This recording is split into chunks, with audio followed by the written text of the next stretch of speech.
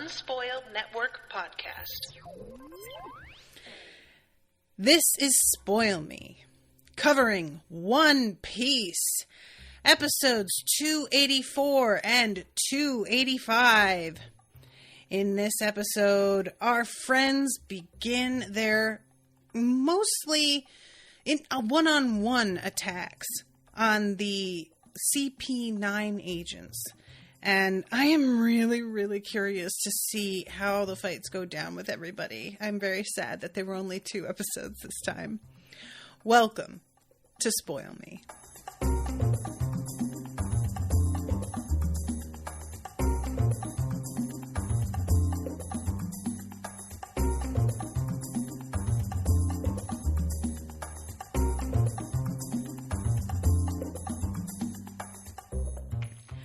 Welcome to the show, everyone. I am Natasha. Thank you very much to Bernadette for commissioning this episode. Bernadette, if you're out there, what's up? So, these 2 episodes, it was sort of an odd thing because normally on Netflix, the arcs are like in their different sort of drop-down sections, and a new theme song doesn't begin until I click into the next arc. But 284 is still in the Enies Lobby arc, and it has the new theme song, which I didn't listen to the entire thing this time, but it sounds like it's a ska type song, which, to be honest, feels like the most appropriate overall musical genre for One Piece. There's just something about ska that is so, it's obnoxious but endearing. And I feel like that really is sort of One Piece's entire brand. So I like that. Also, it doesn't seem like there is an outro song anymore. And the 2 episodes that I just watched, both of them just have it goes to black and credits just run over the black. And that really caught me off guard. So if I'm missing something that happens after the credits begin, I let them roll for a little while on the first one before clicking into the next episode. So maybe I should have waited longer and there would have been something, but I didn't see any. And that, I think, is the first time there has ever not been outro music for an episode, and it was really weird. So anyway, you guys know I always have to give you all a little, here's how I feel about the intro music kind of thing.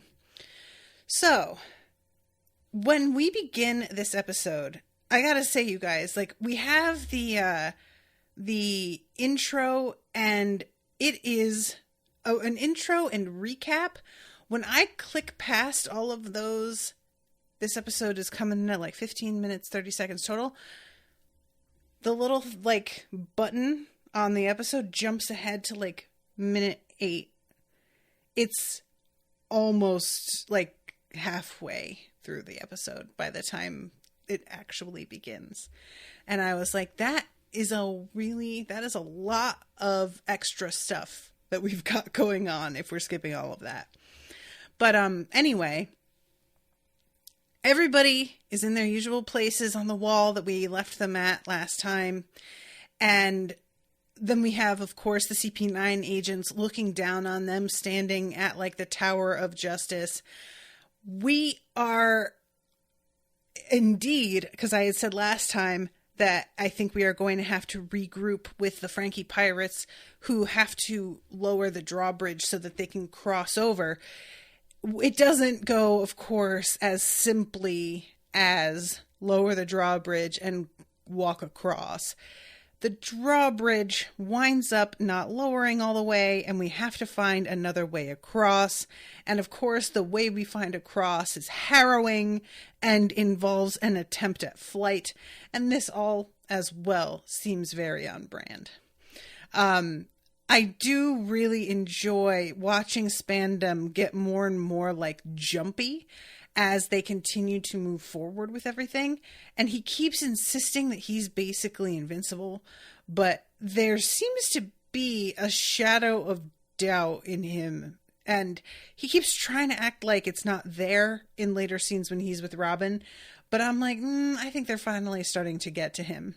Meanwhile, despite him kind of freaking out, the CP9 agents are all just like, oh, these idiots. I can't believe that they're doing this. We're going to have to take them down. It won't be hard. And I just want to remind y'all that we do not know what their devil fruit powers are at this point. So, Lucci ate, what was it? The tiger fruit? Puma fruit? Leopard fruit? Cougar fruit? I'm just going to name all the big cats. So he had one already. And then there is Khalifa, and she ate one. And Kokoro, and he ate one. And are they the only ones that ate fruit? I don't recall if there was another person. I think it was just them two, right? Florian says leopard. It's a Leapord is how you spell leopard in English. Brian Bro says the recaps are pretty ridiculous at some points. Yeah, I'm like, what it's reminding me of is in The Simpsons and how they'll change like the intro and outro sequence depending on how long the episode is and whether or not they need filler or not. So I'm just assuming that whenever we have a really long recap and a bunch of like, you know, and we make this like opening song sequences really long, it's like, yeah, we're padding here, guys. We're doing it.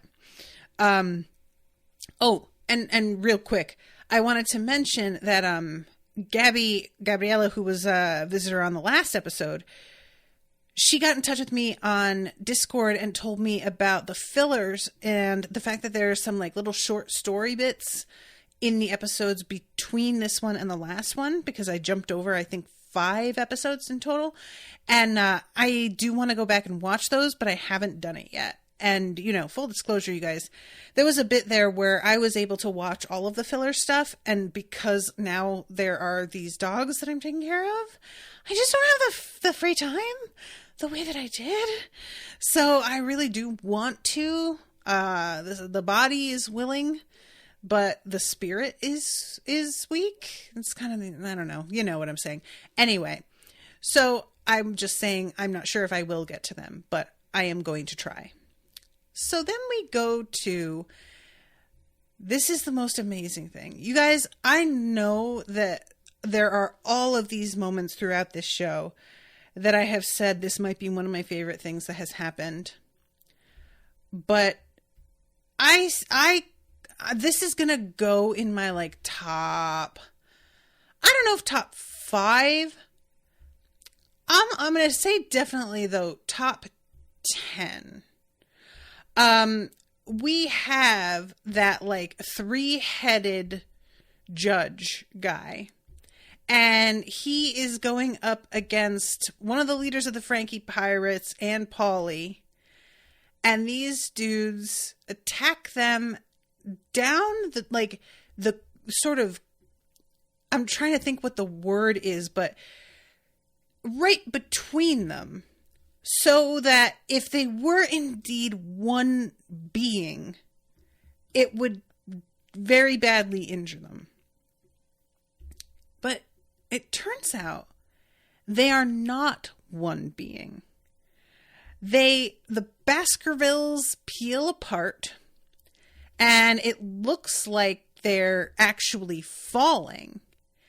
And then all of them start smiling, and the big giant like kind of shirt that they're wearing falls away, and it turns out that they are 3 separate men.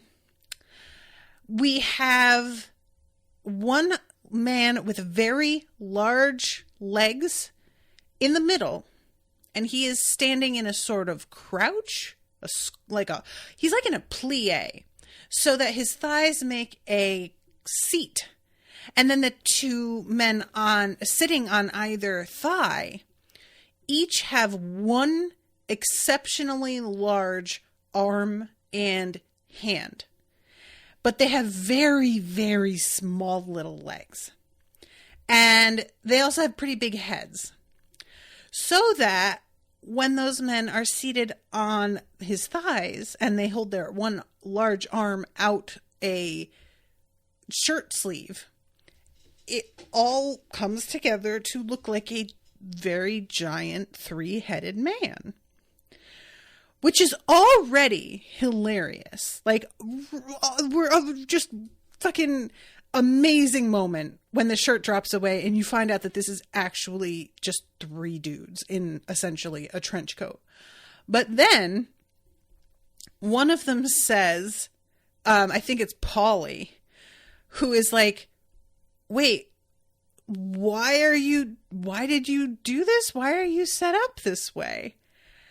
And they just have this little moment and wave their hands in the air as this like light behind them grows sort of rosy and golden and say, because we're the best of friends.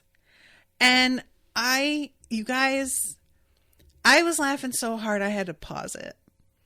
I'm not even trying to play. Like, I don't know why this got me so hard. I think it was just a combo of like the surprise of them being 3 different dudes and then just like assuming that they were made to do this for some reason by the Marines, or, you know, that this was like something that they'd been forced into.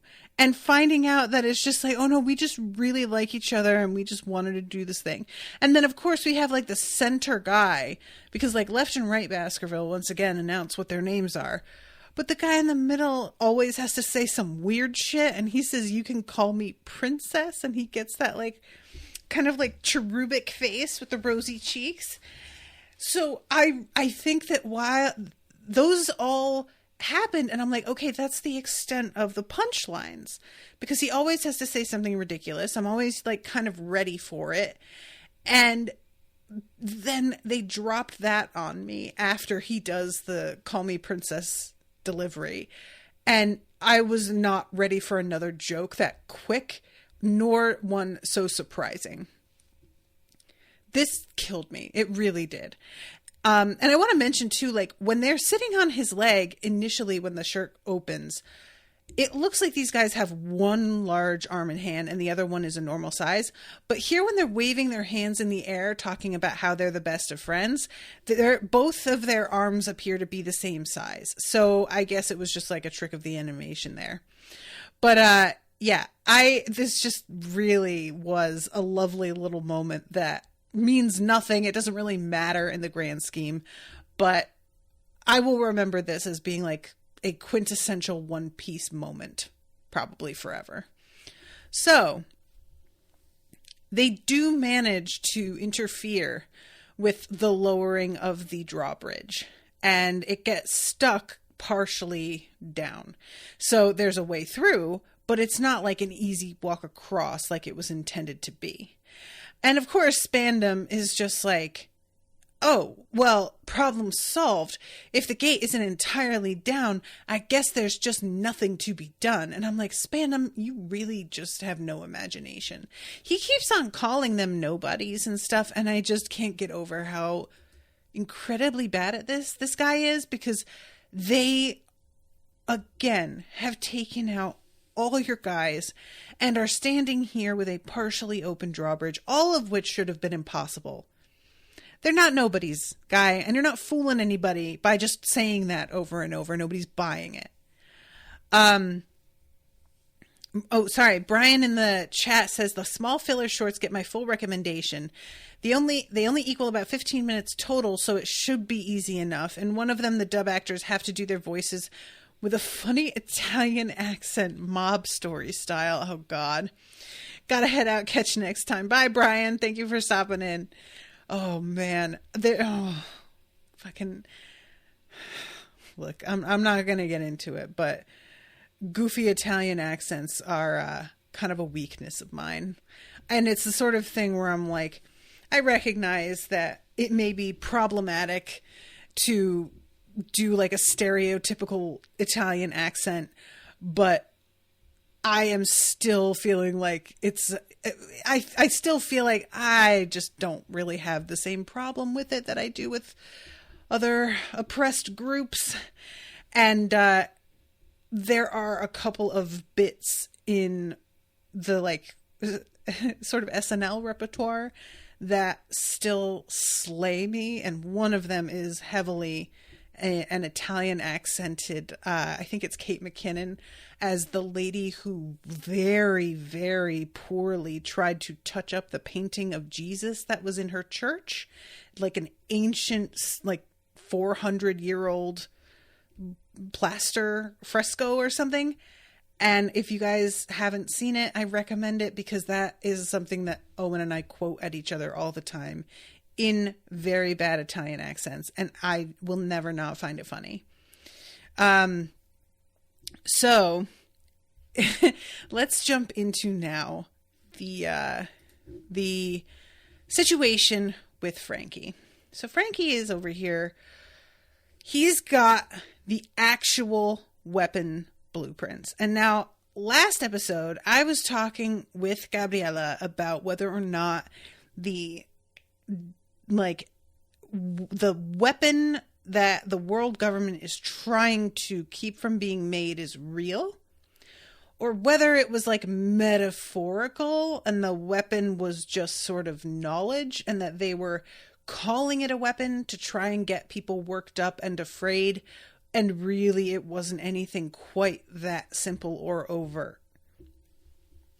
It looks like it was indeed an actual weapon. So I'm not mad at that. That's fine. I kind of like my version better, where they just acted like there was a big weapon to be afraid of, because that feels like a thing a government would do. But I understand that, like, for the sake of everything, it's probably a little bit better, especially for a show that's like going to be aimed a little bit more at kids, to have it be as simple as it sounds, just an actual weapon. I feel like watching this show as a youngster, if I kept being told that there was a weapon and then they were like, the weapon was knowledge, I'd have felt extremely ripped off. So I am not mad. I just, as an adult, was kind of like, well, but wait, both can be true. We have the weapon of knowledge and we have the actual weapon. It's fine. So Frankie, it turns out, has those plans on him because this man is a giant briefcase, basically. This man is a huge utility cart with arms and legs and a head. And he has all kinds of shit stored in there, and I wish that he would keep more soda on him. That's really what it comes down to for me, is that Frankie, what you need, honestly, is like some means of making your own soda that's built into your body. And like, the ideal, I think, would be something that attaches to like a big container of syrup. And so he's always got like the condensed version of soda. And then he can just take a little like straw and stick it in water and make the seltzer, and then mix it together and have like not an unlimited supply of soda, but a much larger and more easily accessible supply of soda that he can create anytime he's near water, whether or not he can get actual soda from a kitchen. So I'm just to say, Frankie, call me. We will create some ideas here and figure this out for you, because I really think, buddy, that you could easily have a fountain system going on inside, and that would probably be to your advantage. So anyway, he has these plans, and I love the fact that like Spandam wanted these plans. He's got this whole like hard on for these plans, and yet it did not occur to him or any of the other CP9 guys that maybe Frankie had them inside his body anywhere. And I think it's Kokoro who is like, or fuck, I forgot his name. You know who I'm talking about. but he is the one who's like, man, I guess we should have noticed that. And I was like, yeah, you probably should actually. Although, even if they did think of it, I don't know if there is a way for them to like force Frankie to open any of the compartments on his body. You know, like, is that something that he has to do himself? Or can they like press on a spot and just make it open? Florian says Kaku. Thank you, Florian. So he has these and he decides here, I don't see the point of keeping these around, because the whole reason that we had these was so that in case you guys were like the government were able to make a very dangerous weapon that would take us out, we would be able to defend ourselves. And when he says we, he doesn't get real specific, but I am assuming he means anybody who isn't on the world government side. Rebels is essentially what it comes down to. And he's like, I am going to burn these. And even though that will leave us defenseless, I am putting all of my trust in the Straw Hats to save Robin, because she's the only other person that could help y'all figure out how to make this weapon. And as long as you guys don't get to hold on to Robin and make her give you like the translations or whatever you need for new blueprints, you won't be able to make this weapon. So then we don't need to defend ourselves because you won't be able to make it. So basically, he's taking a pretty big leap of faith here and burning up these plans. And he says like out loud that he is pretty like Tom would do the same thing were he in this position, because Frankie was given these blueprints to keep them safe, to keep them from harm. And there was like a badge of honor with this. But that was when he believed that like Robin was an enemy who would willingly work with the world government, and that they needed to defend themselves against somebody who was trying to harm them. And now that he knows that none of the rumors he heard about Robin and her intentions were even true, he feels a lot less urgency about holding on to these or the certainty that they will ever need them. So yeah, Frankie breathes fire onto the plans and burns them to ash. And Spandam kind of loses his mind for a minute. Like, he really is stressed and pressed about this. And even like Khalifa is watching this happen. Like, we spent 5 years on the mission to find those things, and now it's just fucking gone. And honestly, I kind of enjoy the fact that the CP9 guys got like dissed in this way. It's just a little cherry on top. You know what I'm saying? Also, the talking about like the intro and how incredibly long it is. Even here in the moment where Frankie burns the plans, he like breathes fire and it cuts away right when he breathes fire in what is an obvious like moment for a commercial break. And then when we come back, he still hasn't done it yet. And we go through the same like few beats of conversation. And then we see him blow fire onto them again. So yeah, they are really, you guys, I said before, I do think I prefer this to the extremely long drawn out moments of just panning across people's faces. But it's a tough call because I do feel like we are still getting those long drawn out moments in a lot of spots. I just can't help but feel like here's my suggestion. And if anybody who is on the team that helps to write and animate the actual One Piece episodes, do the scripts for them and whatnot, is watching, which I'm sure they are, because I've got about 45,000 listeners on this show. I have 65 million listeners on this show. If you're listening, here's my suggestion. If you need filler at any time, have the Straw Hats sniping at each other, please. I would watch that all day. I always enjoy when everybody is getting irritated with one another and like insulting each other or being really cute with each other, as Chopper is wont to do, and getting like a sort of, not necessarily meta, because that feels like it could go into a direction that's like really cringy. But if you have the character sort of commenting on what's happening, I mean, you could do a lot here. For example, any of our guys could be like, what's with the dude with the zipper mouth? What even is that?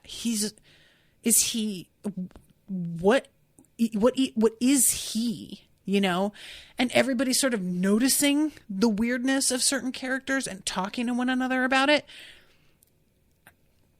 That would be very easy to write, but it would be a much more interesting filler than recapping the previous episode by showing us almost half of the previous episode again.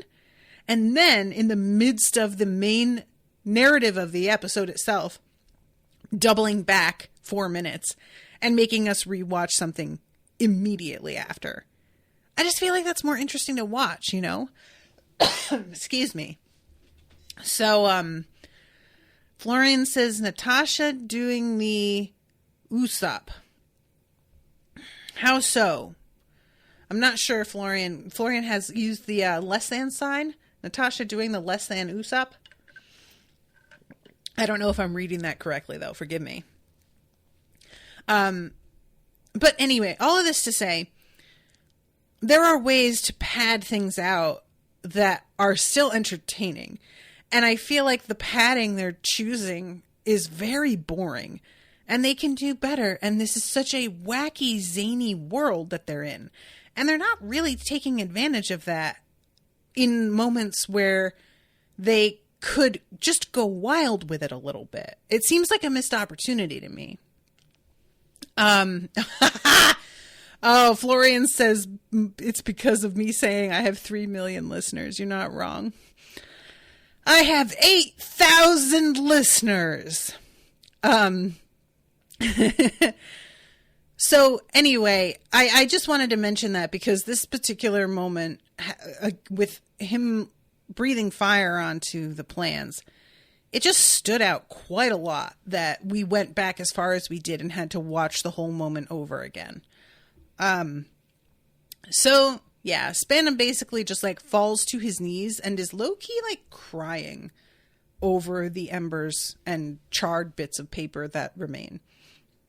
And then we get a moment that I really liked and was waiting for. And that is Frankie finding out that his pirates are here to rescue him. Y'all, it was everything I ever wanted. They're all shouting, Frankie, you're okay. We're here. We're here to rescue you. We're so glad you're all right. And he just starts crying and immediately is like, I didn't ask for you to come and get me. I didn't ask you to do this, but here you are, you guys. And then he starts crying and he's like, I'm not crying. You're crying. And it's all just very touching. And it goes on for a while. But then, this is a weird moment, honestly, coming from Luffy. But Luffy kind of loses it. And it's like, hey, all you idiots, shut the fuck up. Robin is waiting. Why don't you lower the fucking bridge?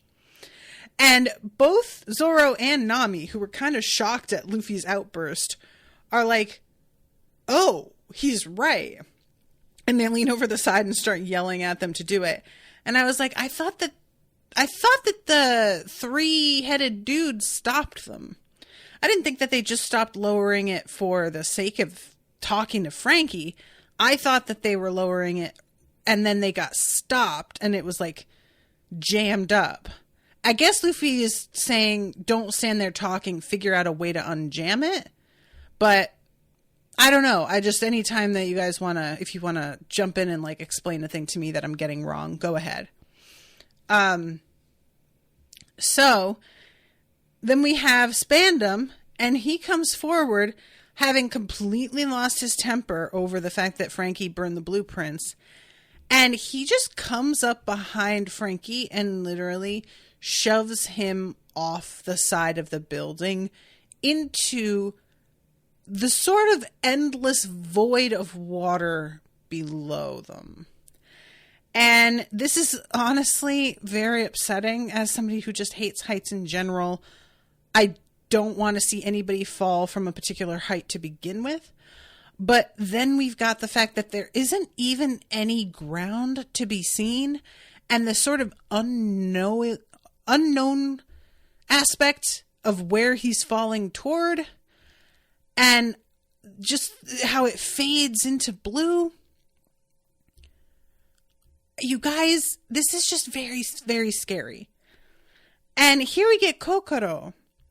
And she's like, I know that the drawbridge isn't entirely down, but it's partially down. And that's good enough. And she tells Nami, I need you guys to like jump off the side. And I appreciated that the way this wound up going because, look, I don't care how certain somebody sounds. Them just saying you should jump off the side into this abyss, I will never do that. I simply will not. It isn't happening. I certainly won't ever do that. I just like, so Luffy has to use his Elastiboy skill here and wrap everybody up in his bendy arms just as, because their wall is slightly lower than the CP9's wall. As Frankie is like falling past them, Luffy grabs everybody and jumps off the side and drags them all with him. And I just, because I was watching it like, who is going to agree to jump over the side? Nobody's going to do that. They wouldn't. It seems like this is Oda being like, oh yeah, nobody would do that. It's only Luffy who is willing to take that ridiculous leap of faith and is so certain of it that he will risk all of his friends' lives as well and just force them without permission, without any talk about it, nothing. And so they are all wrapped up together as they go over the side. Meanwhile, Kokoro is coming through the center of like the plaza with Rocketman. And I did appreciate the moment where, as he's falling, Frankie looks up and sees and is like, is that Rocketman? And I was like, oh yeah, he would recognize it. Like, I forgot about that, So she is coming through the like gate, and flying up the very steep incline of the partially lowered drawbridge here. And essentially going to use this ramp to catapult herself up and catch the Straw Hats and catch Frankie and bring them over to the other side. And look, catching Frankie, it does work technically, but he basically gets like hit by the train in midair. And he lands across the front of the like nose of Rocketman in a way that it's better than just continuing to fall into the abyss, but I was like, that still looks like a pretty bad situation for him. So yeah, he, the whole train continues to fly across, and I love Kokoro as she's like thinking about Tom and all of the like stuff that they got involved in and the fact that it brought a lot of trouble down on their heads. And yet she's still here doing this fucking thing with like the world government and is laughing to herself about the fact that like, wow, we really just did not learn any lessons from that at all, did we? And there was something about it that it was very touching. It was really sweet. Her just being like, oh, Tom, nothing makes me feel like you're sitting here right next to me, like flying through the air on a train that you built doing something really fucking stupid. So they're hurtling towards the building and it just ends with Frankie saying, we're gonna crash. And then we cut and we go to the next episode. And y'all, this bitch flies through the air for such a long time. It is a very, very extended sequence. But they go finally through the wall in an impact that were Frankie not a cyborg, I am certain would have killed him. We just like, there's no way. He would have been smashed to a fine paste, a jelly-like tomato paste between the wall of the building and the nose of Rocketman. And the only reason that that bitch is still alive is because he is mostly metal. But I have to assume even so, he would have sustained far greater injuries than he winds up having. So all the CP9 agents, we have this, like, again, long sequence of watching every single one of the Straw Hats tumble past the camera, and then every single one of the CP9 agents turn and look at the giant hole on the wall. And Spandam basically is like, all right, you know what? I am going to bring Robin to the fucking gates of justice and stop putting this off, because time is running out and they have managed to cross, and I need to put her somewhere they can't reach her. So he tells all of the CP9 agents, basically, I'm letting you off your leash. Do anything you want, just as long as you keep me alive, and take them down. And he has Lucci come with him as his like personal protection while he brings Robin down to the gates. And we wind up finding out later that like the way to get to the gates of justice is pretty secret for understandable reasons. So he isn't too worried about anybody intercepting him on his way down, because he just thinks that there's no way they're going to find him. And then we have the arrival of his pet elephant. You guys,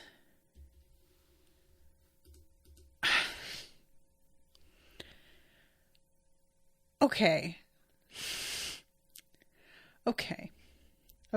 So this elephant transforms. It's an adorable elephant, by the way. This elephant, who is too good for this world and very adorable and very cute and very just like, I want to rub his little nose, transforms into a sword. A sword that looks pretty ordinary except for the tusks that come out on either side of the blade and the odd tail that comes out of the end of the hilt. And Robin, understandably, says, wait, an elephant that ate a devil fruit with sword powers? And Spandam says, no, actually the other way around. This is a sword that ate an elephant fruit? I'm not even sure I'm getting that right. I'm going to go ahead and just like rewind this real quick. I already thought that the elephant transforming into a sword was pretty weird. But then it has to be a sword that ate an elephant fruit.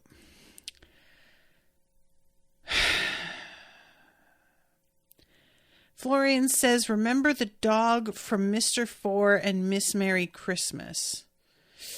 I don't, Florian. I'll be honest. I don't remember. But was the dog originally a dog? Or was it an object? A gun that ate a dog fruit. My God, you guys, I don't remember that. We'll never get an explanation about how an inanimate object ate a fruit, are we? We're not getting that. We're just going to take it as a thing. Okay. All right. Sure. Okay, sure. So, my main issue here is this is too cute a weapon for Spandam.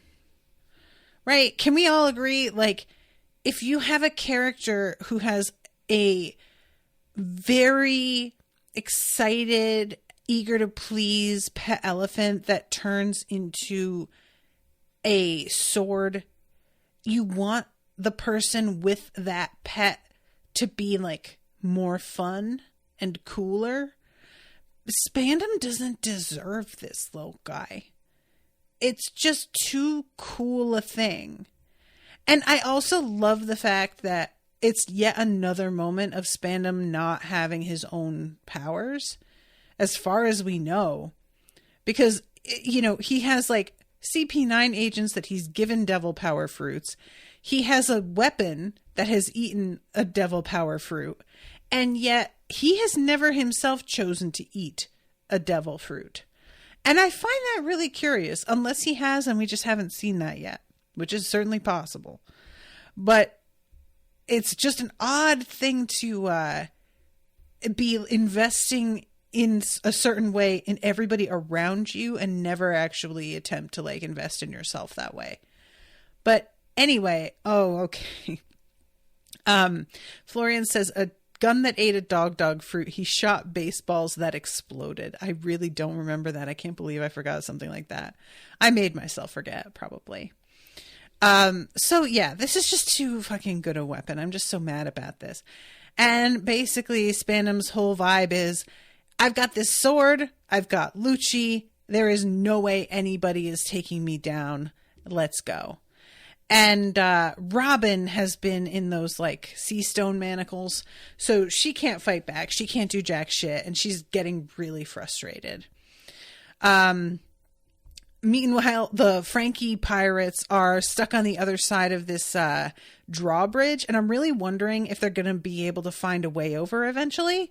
But for now, they're just sort of like all on the edge, watching and excited at the fact that at least it looks like Frankie has gotten out of the clutches of the CP9 agents and is going to be able to help fight with the Straw Hats. So we go to the site of the fucking train crash. Frankie freaking out about whether Kokoro is dead, but it turns out she's all right. And then I really enjoy Luffy being like, hey, everybody, I'm up. Get up also. I know that you guys have been through way worse than this. You're fine. And there was something about that I was like, you know what? He's wrong. We all are aware that they're probably completely fine. And then they all do stand up with like roars of bravery. And he's like, yep, see, told you, they're all fine. So they start like immediately Luffy says, okay, let's catch up to Robin. And they all start running after him. And then all of a sudden there's this voice that says, wait, and we see this fucking zipper mouth creep, and he's up in the corner of the room, like holding himself in place like Spider-Man. And he says, even if you go to the room you saw, Robin won't be there because Lucci took her to the gates of justice, and our chief is with them too. And Nami says, oh, well, thank you for giving us such valuable information. And this dude, and you guys remind me what this Zippermouth's name is. He later on describes himself as gossip loving.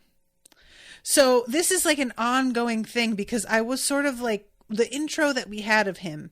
He has shared some highly secret information and gotten things in trouble or people in trouble or kind of like messed up a plan because he has decided to blab. And I was kind of like, oh, dude, what is your deal? And it turns out that his zipper mouth is supposed to be a metaphor for the fact that he acts like he can like keep a secret and then he just goes and blabs like that is the joke, because I had said it's weird that he has a zipper mouth but then he can't keep a secret. It's not weird. That's the point. That's the joke. And I wasn't really like getting what was being done until I saw the number of times in a row that he just did it here. Because when we were hearing about him spilling the beans in the scene where he was introduced, it had already happened. And so if you don't actually see it in front of you, I'm thinking like, oh, maybe he got drunk and he like blurted something out, or, you know, like I'm sort of contextualizing things in a way that isn't real. And here you just get to see the fact that he just fucking is a blabbermouth. He just tells them all the things that they need to know. And then at one point he even starts to like sing about the situation that they're in. We have a couple songs this episode. We have him singing about what like they're going to be facing as they continue on. And then we have the song that Chimney and her cat sing when they are down in that like corridor. So you guys, here goes an example of a joke that I thought was really funny. So in the sub, this is a totally different thing. He's saying, unless you defeat us, you aren't going to be able to set Nico Robin free.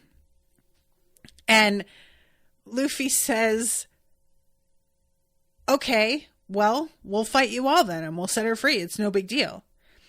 And he says, I have something further to tell you.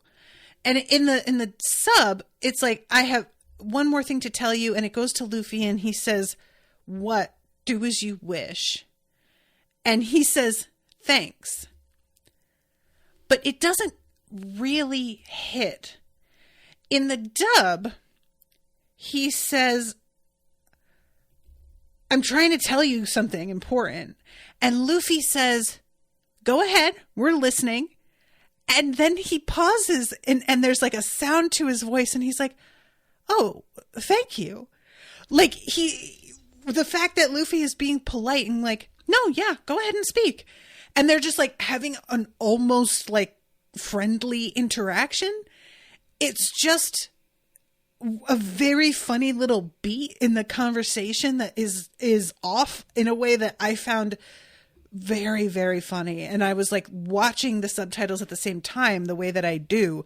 And the joke just wasn't really there the same way. And maybe if you listen to the voice actors, even if you don't know the language, you can sort of hear the way that the joke went. But I just wanted to mention it because I found the delivery in that moment to be really good in the dub. So yeah, this is when he pulls out the key. And they're like, okay, so what is that for? And he's like, it might be the key to unlock the sea prism stone handcuffs that are around Robin's wrists. And this Luffy, of course, is just like, oh, okay, well then we'll just take the fucking key. Thanks.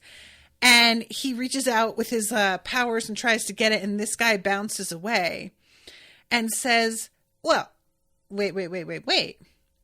This may not be the actual key. And this is when he starts dancing. And I'm saying he because I think like in the dialogue, they refer to him as he, even though it's clearly like a woman doing a weird kid's voice, which is so off-putting. I can't get over that. And he starts dancing around. And the way it's going is like, it might be for different handcuffs.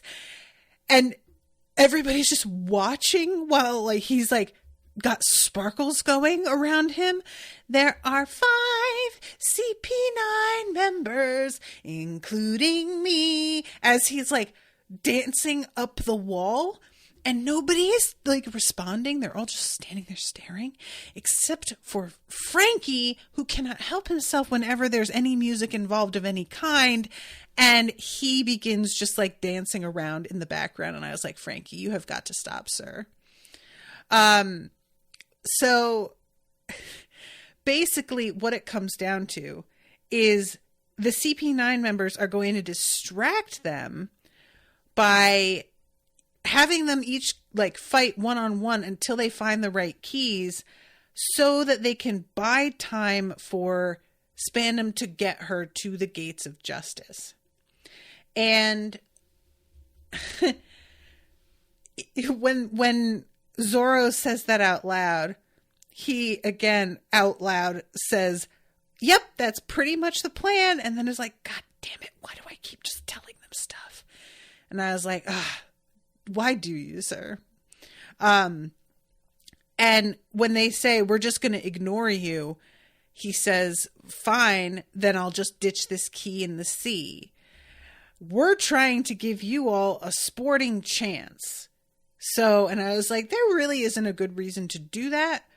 But because we have to have our friends have a chance, I am willing to accept it. It's fine. At this point, Luffy is trying to go after the dude. And Zoro is literally holding him in place by his cheek. He's like gotten his fingers inside Luffy's mouth and is like holding his cheek skin. And I do appreciate that eventually they're like, yeah, all right, let Luffy go. And he is going to go chase after Robin herself and Lucci. So for his part, Sanji is like, all right, you know what? Based on the number of us and the number of them, let's all split up and we'll each try and find one of the keys ourselves. And so that is what they do. And we get a jumping around moment of everyone finding a person to fight on their own. So Luffy is running up and down and up and down and up and down many sets of stairs, trying to find the gates of justice. And he has no idea where they are.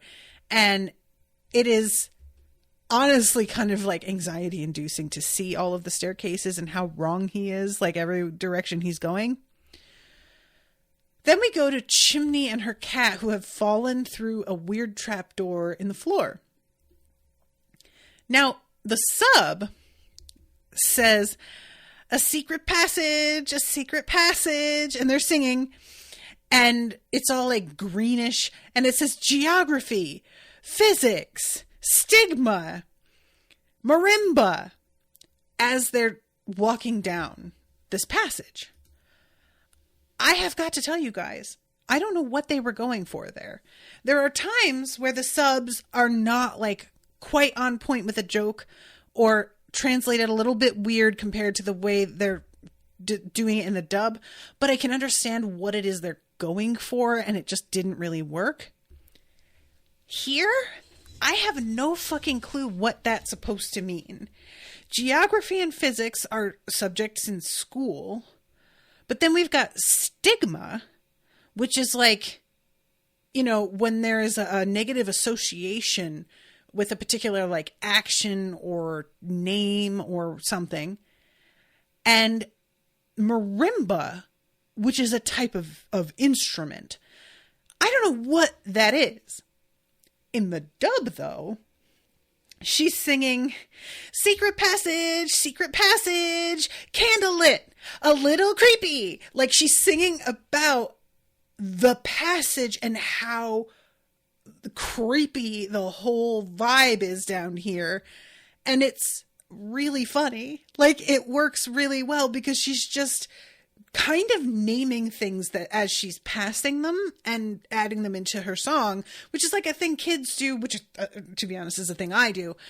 And so it worked really well. And once I looked at the sub, I was like, what is that? So anyway, they come upon a point where a bunch of bats like come out of the darkness, and they don't attack. They fly around them, but it's understandably still kind of a freaky moment. And she just freaks out a little bit, and her cat stop and look at each other and are just like, where are we going exactly? Should we keep going? And then they hear something. They hear fucking Spandam laughing. And they're like, oh, okay. So they keep going forward, and they wind up finding Spandam. There's like an opening in the wall that they push open, and it leads right to this like spiral staircase that Spandam is going down with Lucci and with Robin. So they have accidentally stumbled on the old gates of justice. And now, real quick, because I don't have much time left, we have got to go to each other fighter.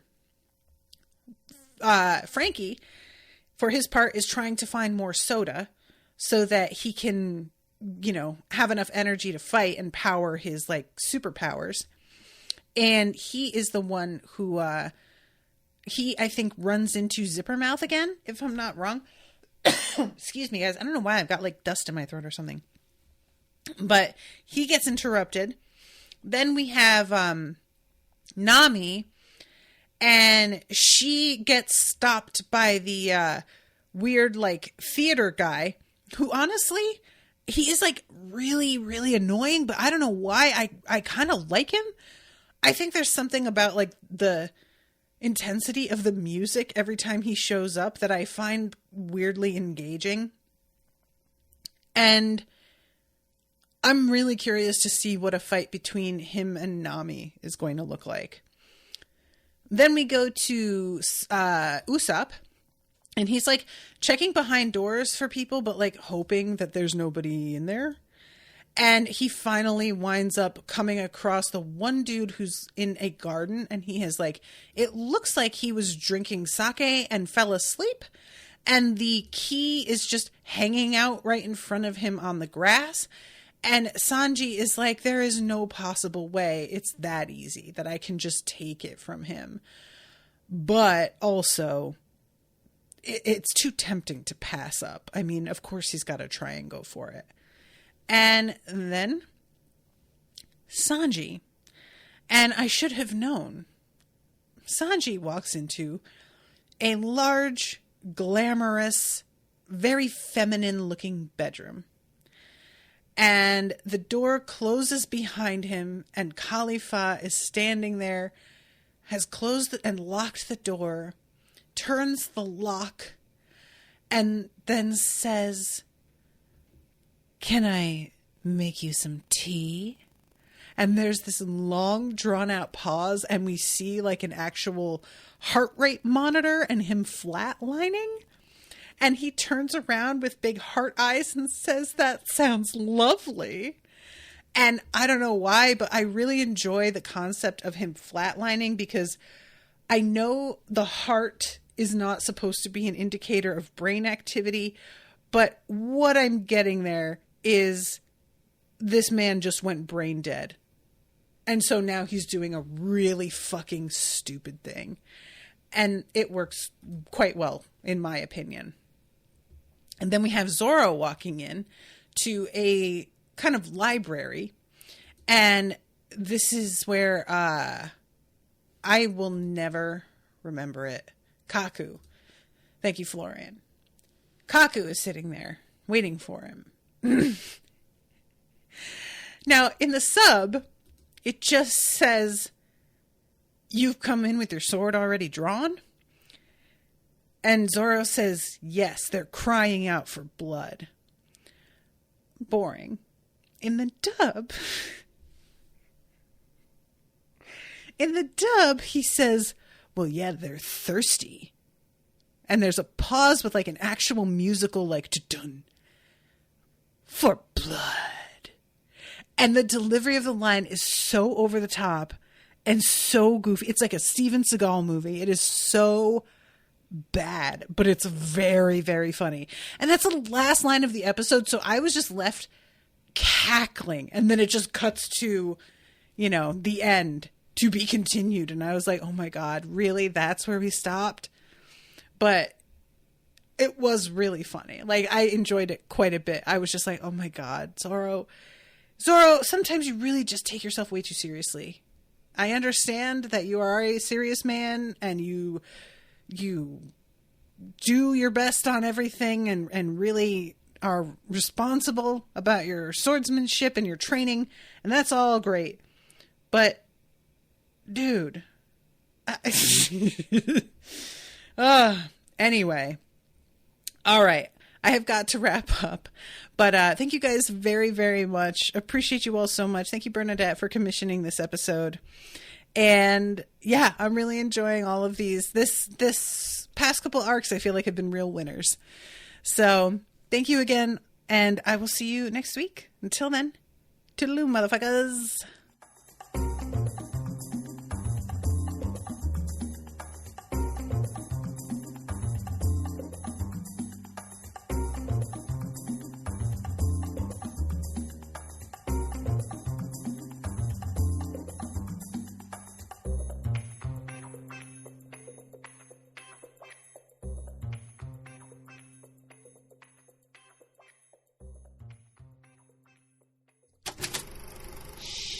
That was an Unspoiled Network podcast.